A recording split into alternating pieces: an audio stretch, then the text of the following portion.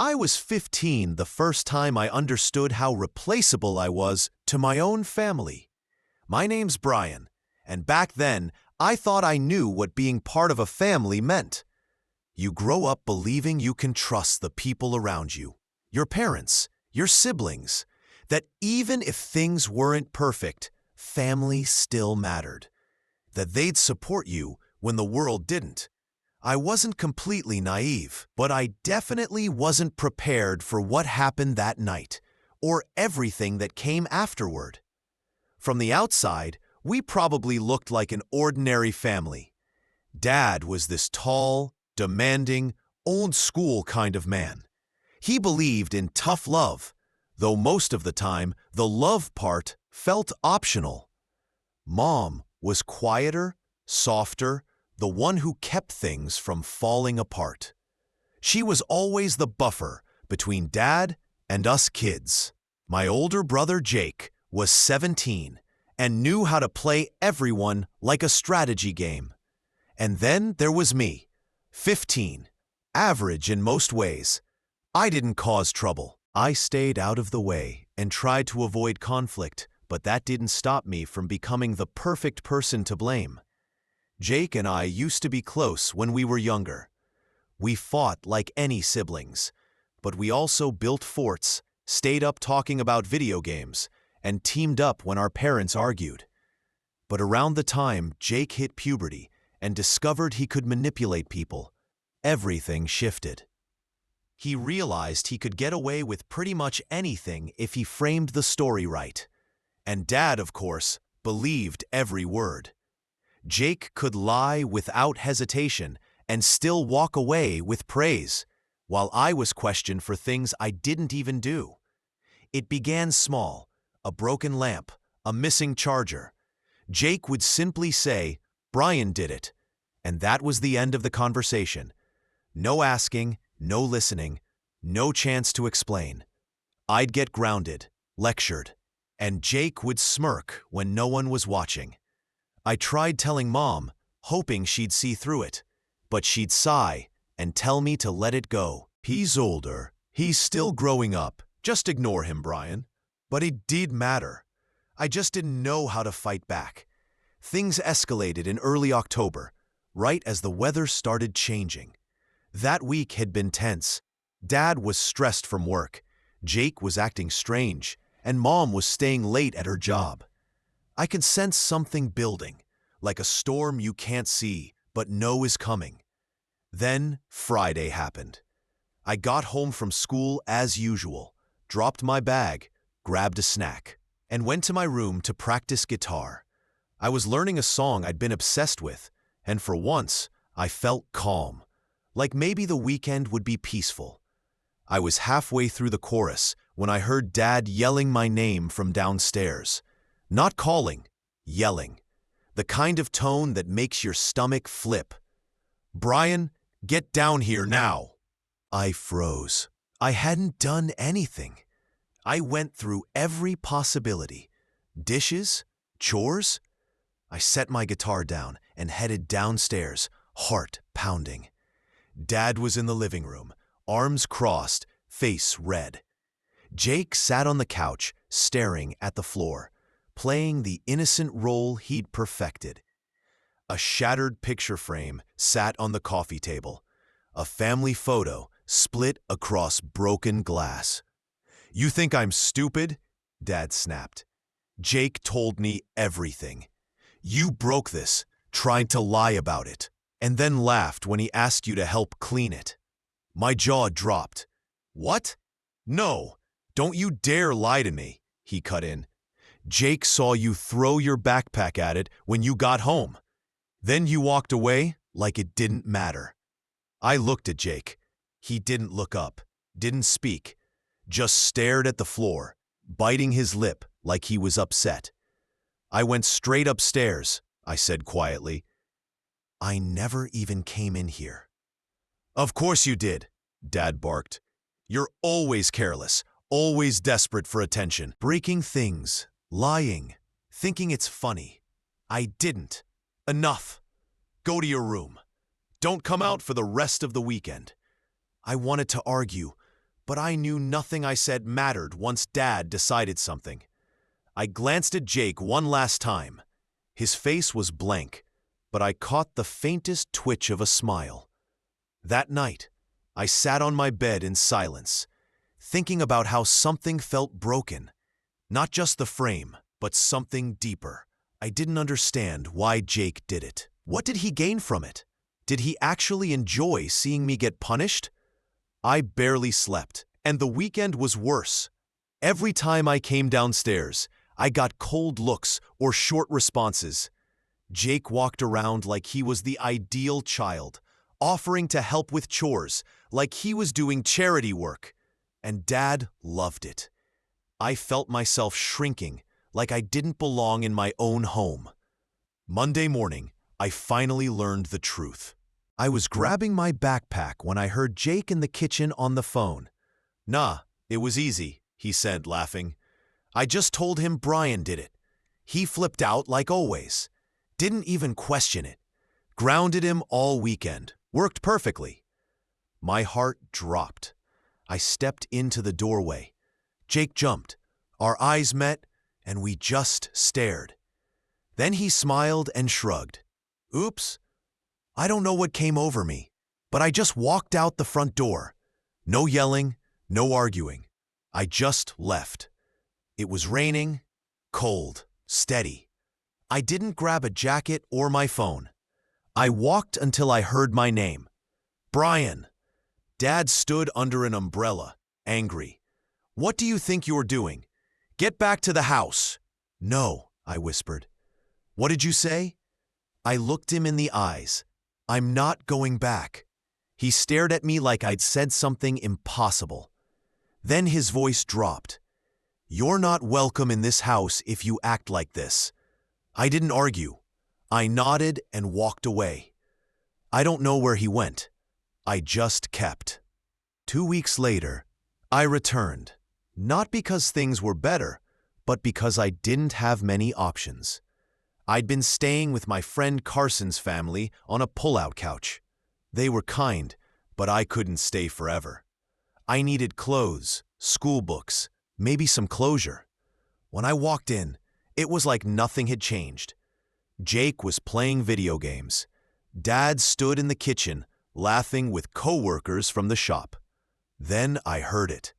"Yeah, kicked him out in the rain," Dad said casually. "Little punk thought he could challenge me. Let him walk. Bet he learned something." The men laughed. I froze. Every word felt like a weight. Then I saw Mom. She stood behind him with a grocery bag, and the expression on her face changed completely. She'd heard everything. And for the first time in a long time, something shifted in her eyes. Something sharp. An apple fell from her bag and rolled across the floor. No one noticed, except me, and I knew something had cracked open. Mom set the rest of the bag down and walked past me. She didn't speak, but when our eyes met, the usual guilt or disappointment wasn't there. Instead, there was fire. I didn't stay. I grabbed a hoodie and left again. Ended up behind the corner store watching rain hit puddles for what felt like hours. My phone was dead. I was soaked. But for the first time in weeks, I felt still. Not confused, angry. The kind of anger that settles deep. When I returned that night, the house felt different, quiet. The guests were gone. Jake's console unplugged. Mom sat at the kitchen table drinking tea. "Sit," she said. I hesitated. "Is Dad?" "He's in the garage. Don't worry." I sat. She didn't look at me when she spoke. "You didn't tell me what he said to you that night." "I thought you already knew." "I didn't," she said. "Jake told me you broke something and screamed at your dad before storming out." "Of course he did," I muttered. "But today I heard your father," she said. And suddenly a lot made sense. We sat quietly. "I'm sorry," she said. And for the first time, it sounded real. like she finally understood everything I'd been dealing with. That should have been the start of things getting better. It wasn't. Because that was when Jake realized he was losing control and he didn't handle it well. The next few weeks were tense. Mom started questioning things more, asking for both sides, checking in on me, giving me the benefit of the doubt. For once, I felt seen. But it also made me a target. Jake didn't like losing his place. He was used to being the favorite. And suddenly, Mom was paying attention to me, asking about school, watching me practice guitar, making sure I ate. Jake noticed, and he started small. My charger disappeared. My homework went missing. One day, all my socks were soaking in the bathroom sink. I didn't have proof, but Jake's smirk told me enough. I tried ignoring it. I assumed he'd stop eventually, but Jake wasn't wired for that. If he couldn't be admired, he'd settle for being feared. And if he couldn't control the story, he'd ruin it. One afternoon, I came home to find Dad pacing in the living room, angry. Jake sat on the stairs, quiet and dramatic. "Where is it?" Dad snapped. "Where's what?" "You know exactly what. The $200 from my top drawer. Gone." My stomach dropped, not because I took it, but because I knew what was coming. "I didn't take anything. Jake said he saw you in our room." "I was looking for Mom." "Don't lie to me." Jake added softly. "I saw him go in yesterday. I didn't think anything of it until I heard him on the phone bragging about money for a new amp." "What? That's not. I'm done with this," Dad shouted. "I shouldn't have let you come back. I didn't. You think I'm stupid? Money goes missing the same day you brag about new gear? I never said that. You can ask Carson. Ask anyone. I've been working weekends at the corner store to save for that amp. Ask Mr. Hernandez." Dad scoffed. "We'll see what your manager says." He stormed off. I stood there shaking, not from fear, but anger. Jake walked past me with a satisfied look. That night, I realized something important. They expected me to stay silent. They counted on it. But I wasn't going to anymore. The next day at school, I went to the guidance counselor. I told her everything, not just the money, but months of lying, blaming, and treatment at home. She listened, took notes, asked questions. I didn't know what it meant, but speaking up felt good. When I got home, Dad was waiting, arms crossed.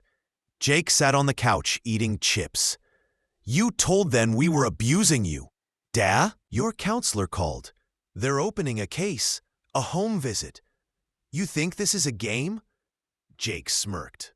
"Nice move, Brian." Dad stepped closer. "You want to embarrass this family? Fine. But if they don't find anything, you're out for good." Mom walked in with laundry. Her eyes widened. "You threatened him?" she asked. "He's trying to destroy this family," Dad snapped. "He's 15, she said sharply. "You're an adult. You don't get to threaten a kid for finally speaking up." Everyone went quiet. 2 days later, the social worker arrived. She interviewed each of us separately. Her face showed nothing. I didn't know if she believed me, but Jake did, and he panicked. The next morning, I woke to chaos. Mom was shouting. Dad was furious. Jake was crying.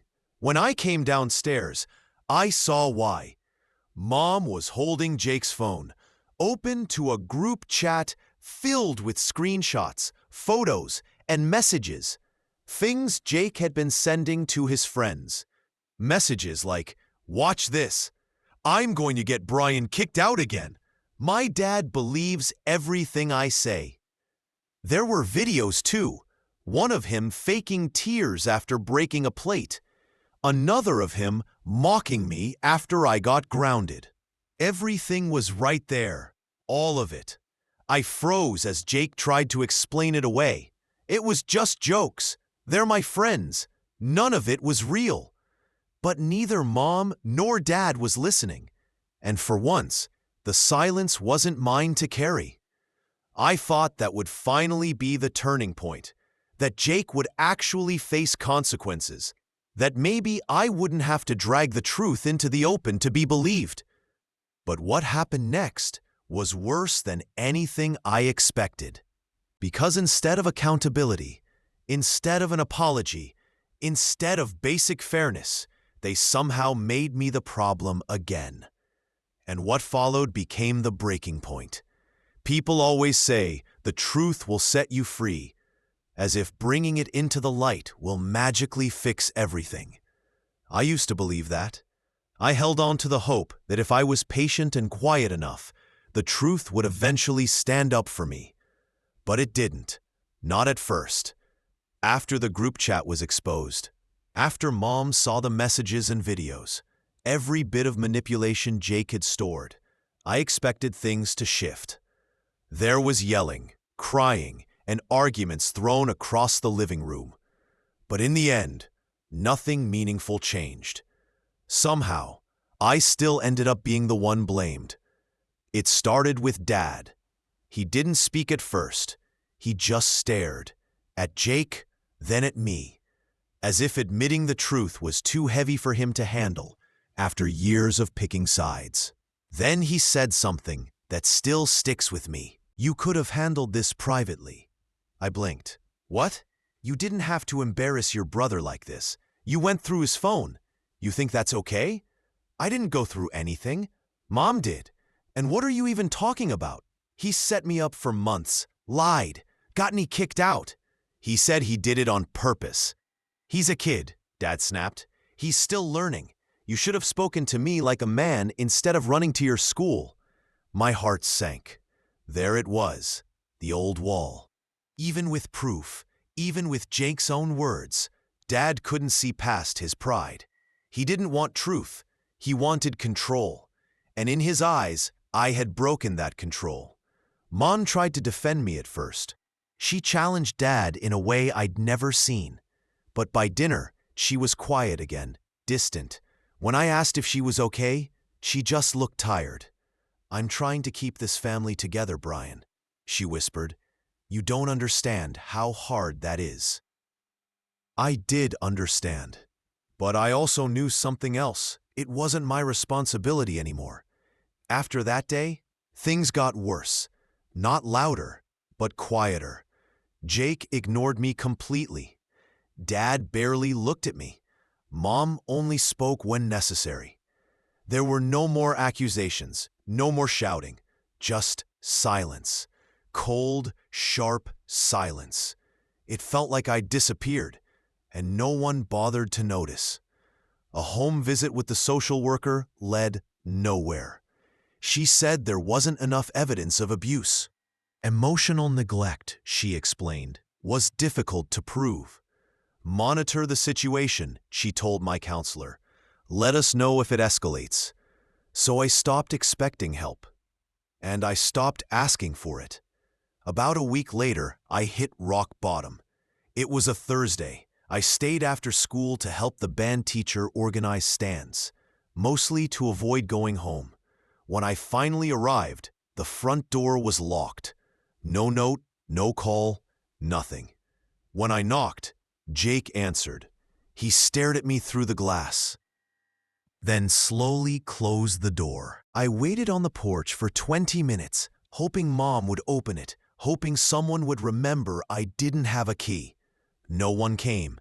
Eventually, I walked back to Carson's house, soaked and silent. His mom opened the door before I could knock. "Oh, honey," she said softly, "come in." They never asked what happened.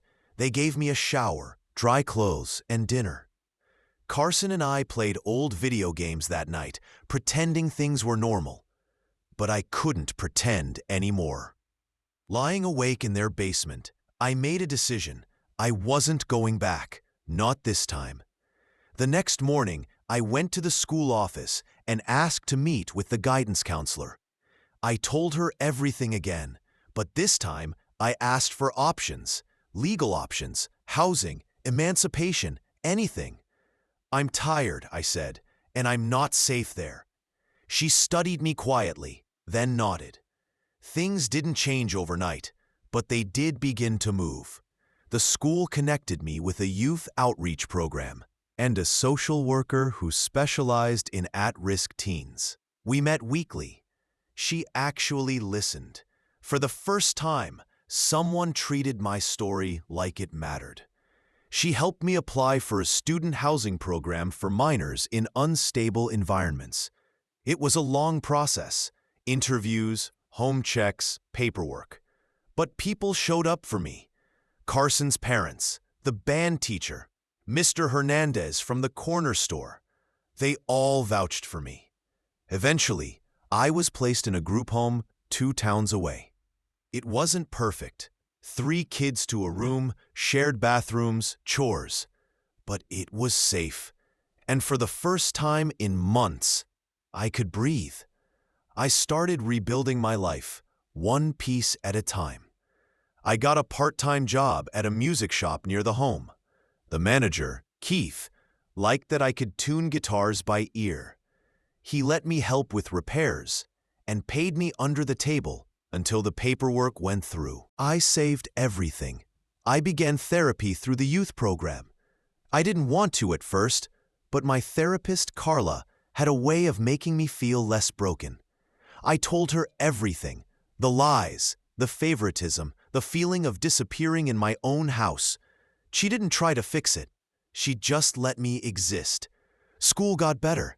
Word spread about what happened, but not in a cruel way. A few students started sitting with me at lunch.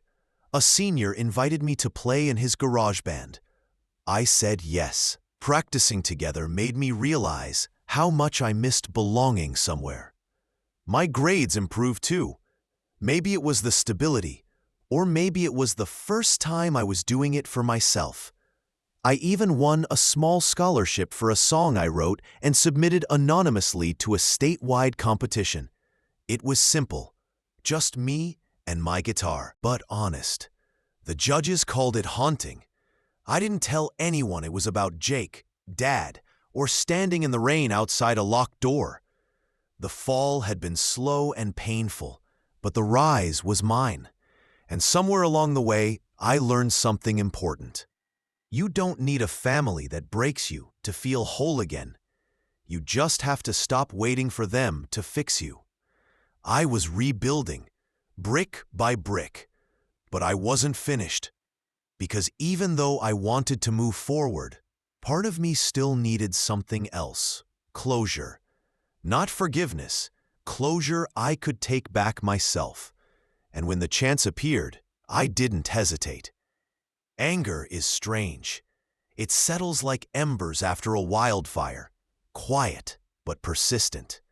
For months, I buried it beneath my progress. Everyone said I was doing great. My counselor praised my resilience. Carla told me I was healing. And I was. But part of me still remembered the rain soaking my hoodie, Jake's smirk through the glass, and my father's voice. "You're not welcome in this house." That line echoed some nights. I wasn't after revenge, not violence, not a dramatic confrontation. What I wanted was simple: for the truth to matter, for them to understand what they had done, and I wanted control. That's how the idea began. Slowly, like a guitar riff I couldn't shake. First a thought, then a plan, then a project. And the first step was information. People forget how much teenagers notice. I had spent my whole life observing. I knew how Dad bragged, how he lied, how he cared about image more than reality. I knew Jake was slipping now that I wasn't there to take the blame. Friends from school told me things without realizing it helped me. Stories about Jake skipping class, getting into fights, mouthing off to teachers. One kid mentioned Jake bragging about hacking the school system to change grades. That caught my attention. I started asking around carefully. It turned out Jake wasn't hacking anything. One of his friends had an older brother who worked in district IT. They had found a back door into the school portal using an admin account and a password someone had left on a sticky note in a lab. Jake had been using it for months, not just to change grades, but to delete absences and submit fake assignments. He had even added an extracurricular activity to his transcript that wasn't real, and no one questioned it. That was the advantage of favoritism. People simply assumed he was trustworthy. I didn't tell anyone at first. I wasn't ready to move until the next piece lined up, which happened about 2 weeks later. I was working at the music shop when Keith, the owner, called me over and handed me a thick envelope. "What's this?" I asked. "Your competition prize," he said. "They mailed it here since you listed the shop as your main address. Smart choice, by the way." Inside was a check, $2,000. More than I expected. Enough for a new guitar or maybe even a used laptop. But I didn't spend any of it. Not yet. Now I had the resources, the motivation, and one more task to complete. That night, I reached out to Carson. We hadn't talked much lately, just drifted apart. But he was still the only one who had witnessed everything as it happened. He didn't hesitate when I asked to meet. We got burgers and sat in his driveway like we used to when we were younger, talking casually until I shifted the conversation. "I need a favor," I said. Carson raised a brow. "What kind of favor?" "Nothing illegal, just quiet." He nodded. "I'm listening." I told him about Jake, the school system access, the fake grades, the admin login. Carson's eyes widened. "Dude, that's a felony." "Only if I handle it the wrong way," I said. "I'm not trying to get him arrested. I want the school to know. I want my parents to know. I want everything to fall apart because of his own choices, not my accusations." Carson gave a small grin. "Okay, I'm in. But how?" That's when I explained the rest. We needed solid proof, not just screenshots, but video and audio, evidence that couldn't be dismissed. Something I could present at the perfect moment. And that moment would be Family Honors Night. It happened every spring, a ceremony where the school recognized students for academics and character. Jake was scheduled to receive 3 awards: academic performance, extracurricular leadership, and peer mentorship. My parents were excited, as always, ready to show him off again. I wanted that night, but I needed the story to build itself. So we began collecting evidence. Carson pretended he wanted Jake's help fixing his grades. That got Jake talking, bragging, and explaining everything again. This time, while Carson's phone recorded from inside his jacket. We captured everything: the login, the fabricated activities, even a clip of him adding a volunteer trip to his record that never occurred. Meanwhile, I contacted the Music Scholarship Board. I told them I wanted to donate part of my prize anonymously to support students in group homes. They loved the idea and invited me to Honors Night to receive a special certificate. Perfect. Now I had a legitimate reason to be there. On the day of the event, I wore a borrowed blazer and stood quietly while Jake and my parents mingled with staff. My mom saw me first, her expression shifting from surprise to hesitation to something that looked like guilt. "Brian," she said, "I didn't know you were coming." "I was invited," I replied. "Scholarship award." Jake turned mid-laugh and went pale. "What are you doing here?" I smiled slightly. "Just here to support the family. Isn't that what tonight is for?" Dad barely acknowledged me, just grunted, like usual. The ceremony began. Names were called. Applause filled the room. I accepted my certificate and stepped down with a controlled smile. Then it was Jake's turn.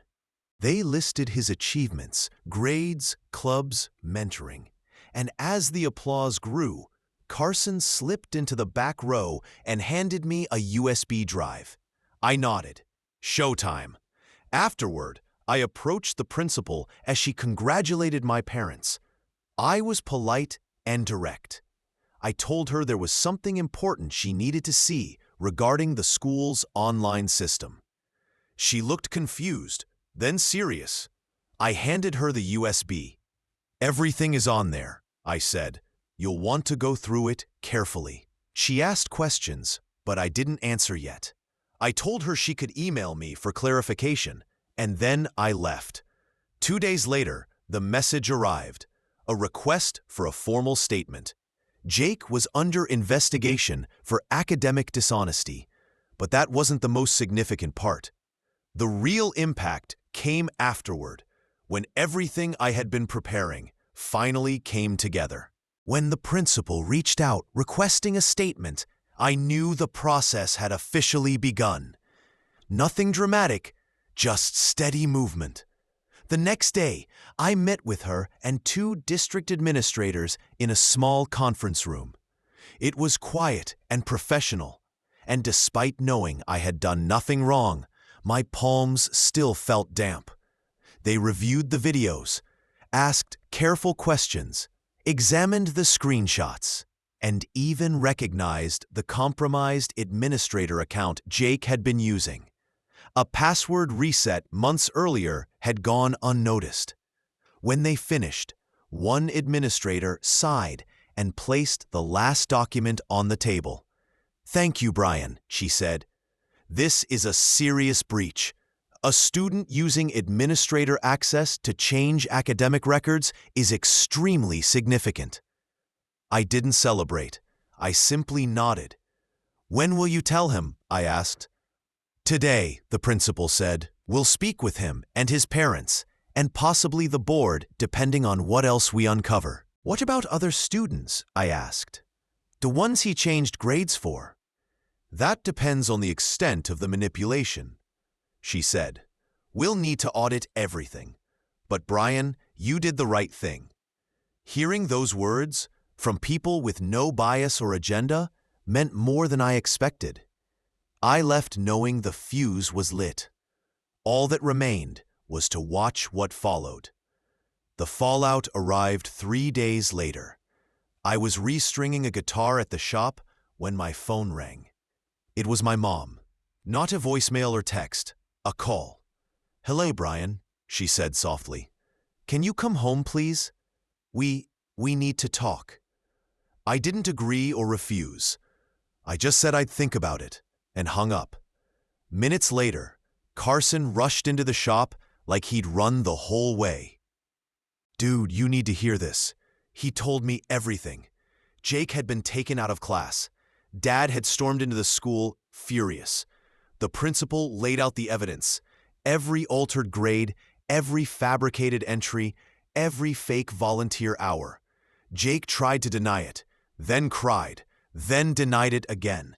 He blamed me, blamed the IT kid, claimed someone hacked his phone. None of it worked this time.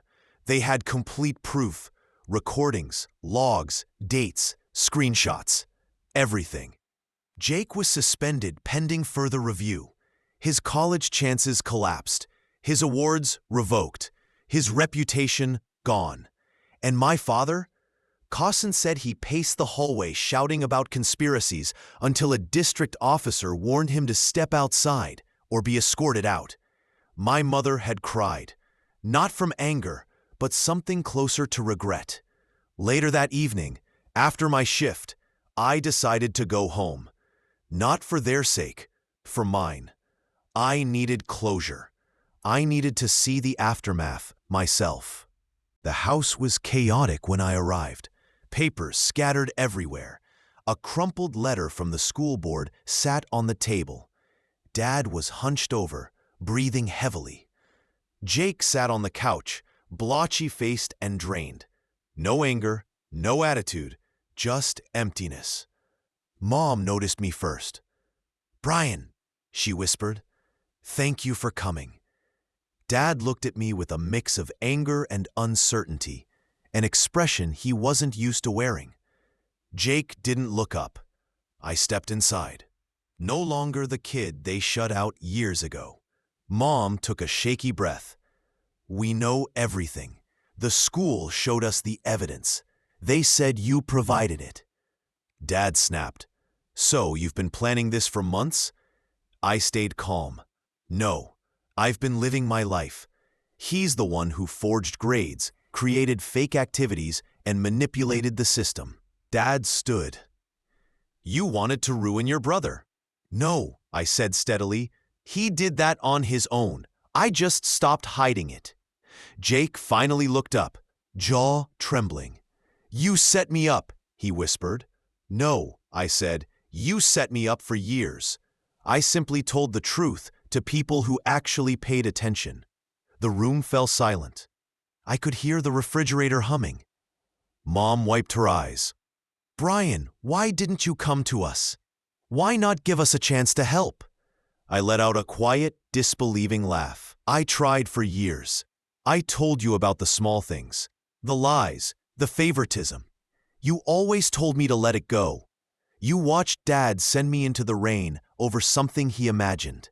And when the school finally stepped in, you both treated me like the problem." Mom flinched. Dad clenched his fists. Jake looked like he wished he could disappear. I continued in a calm, controlled voice. "I'm not here to argue. I'm here to say this once, clearly. I'm done." Dad scoffed. "What does that even mean?" "It means you don't have power over me anymore. I have a job, a place to live, people who support me. I'm closing the same door you shut on me when I was 15. Mom stepped closer. "So that's it? We lose you?" "You lost me the night I stood outside and no one opened the door," I said. "Tonight isn't about loss. It's about understanding." Jake spoke again, quietly.